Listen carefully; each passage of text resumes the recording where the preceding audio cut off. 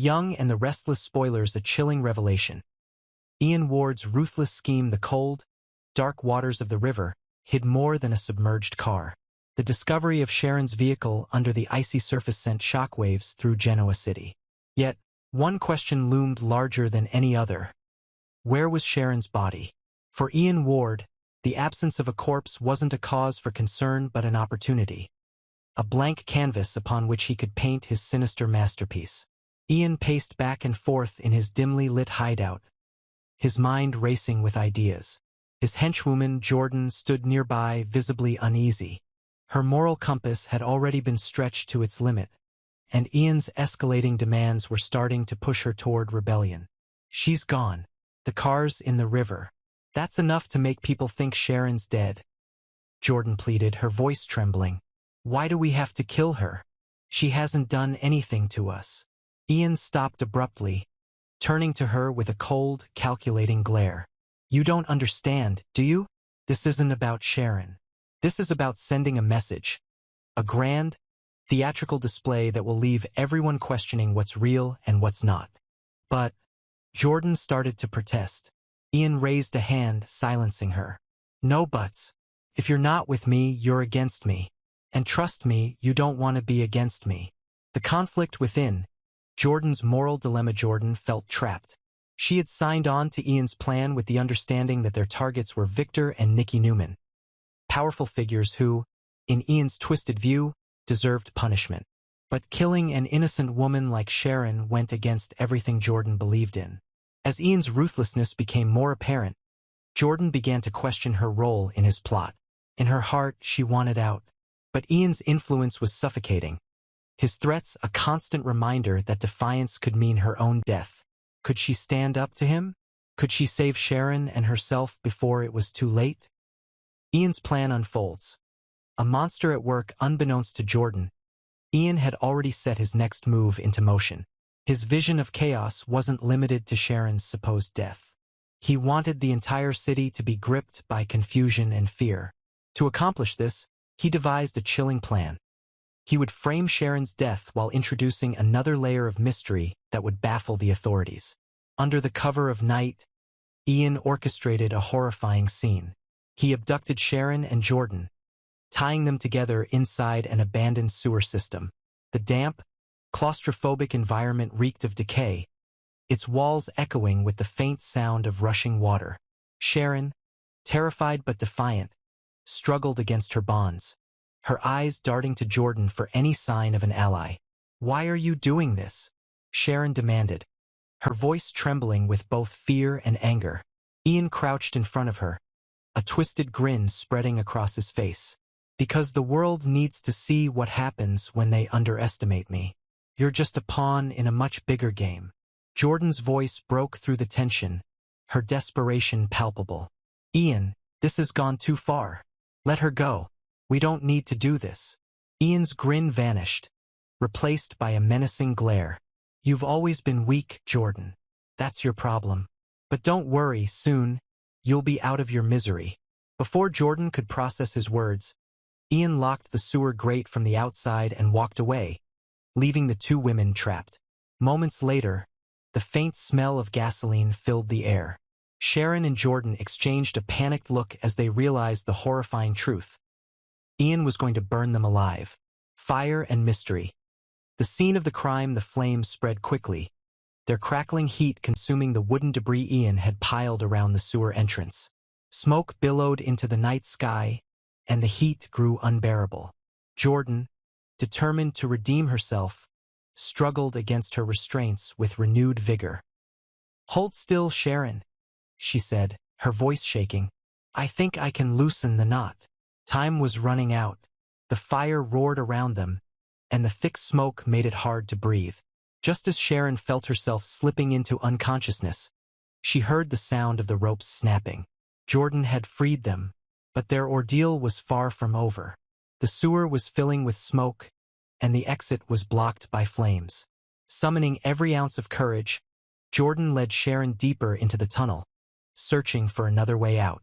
They had no choice but to press forward, praying for a miracle. The aftermath. A grim discovery the next morning, Firefighters and police arrived at the scene, drawn by reports of the fire.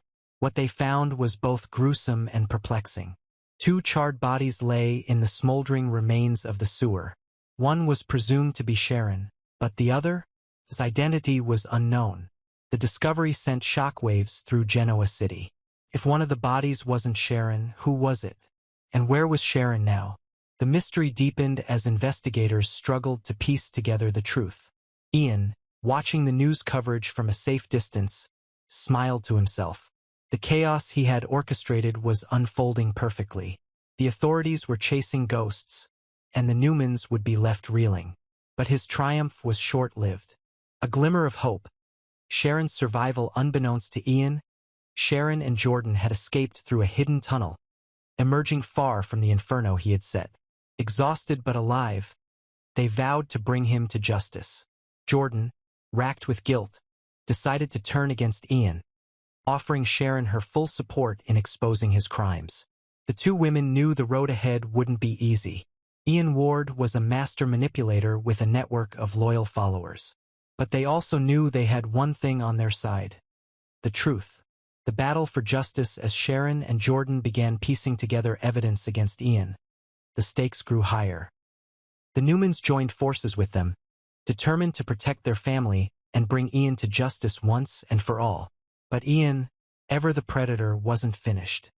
His schemes were far from over, and he would stop at nothing to ensure his reign of terror continued. For Sharon, the fight wasn't just about survival. It was about reclaiming her life and protecting those she loved. And for Ian Ward, his downfall was only a matter of time. The ruthlessness of Ian Ward. A monster in disguise. Few truly understood the depths of Ian Ward's cruelty. His calm demeanor and silver tongue masked the soul of a predator, one who thrived on manipulation, destruction, and chaos. While many in Genoa City suspected his intentions, few realized just how far he would go to achieve his twisted goals. For Ian, people weren't individuals, they were tools, pawns in a grand game he controlled with calculated precision. Among his pawns was Jordan, a woman whose initial alliance with Ian was born of desperation and misplaced ambition. She had believed his promises of power and influence, convinced that by helping him, she could secure a better future for herself. But it didn't take long for her to realize she had made a grave mistake. Jordan's fall. A victim of her own choices, Jordan's regret was palpable as Ian's plans grew darker. She had entered into their alliance with a sense of purpose, thinking she could handle the risk. But Ian's true nature revealed itself quickly. His violent temper, his lack of remorse, and his chilling indifference to human life. Jordan found herself trapped, a prisoner of her own poor decisions, and the weight of her guilt was crushing. When Ian decided to frame Sharon's death and burn the evidence in the sewer, Jordan's loyalty finally shattered. "This isn't what I signed up for," she had yelled at him, her voice shaking. "She hasn't done anything to you. This isn't justice. It's murder." Ian's response was swift and brutal. He turned his cold, menacing gaze on her, his voice low and venomous. "You think you're different? You're not. You're just as expendable as everyone else. If you won't follow my orders, you're of no use to me." In that moment, Jordan realized the full extent of Ian's cruelty. She wasn't his partner. She was another disposable piece on his chessboard. And when the fire consumed the sewer that night, Jordan's life came to a tragic end. Her charred remains were discovered by the authorities, leaving behind questions, mysteries, and Ian's twisted smirk as he watched the chaos unfold. Sharon's fate, alive or dead. But what of Sharon? Her body was never found, sparking speculation and fear throughout Genoa City. Ian had expected her to die alongside Jordan, but Sharon's resilience and will to survive were stronger than even he could anticipate. As the flames raged, Sharon had managed to escape through a hidden tunnel, emerging into the cold night air, battered but alive. Sharon's survival became a thorn in Ian's side, though he didn't yet realize it. She was a witness to his plans, a voice that could expose his lies. But Sharon knew she couldn't act impulsively. Ian's reach was vast, his charm intoxicating, and his ability to manipulate the narrative unmatched. If she wanted to bring him down, she would need to play her cards carefully. The perfect trap, Ian Ward's rehabilitation.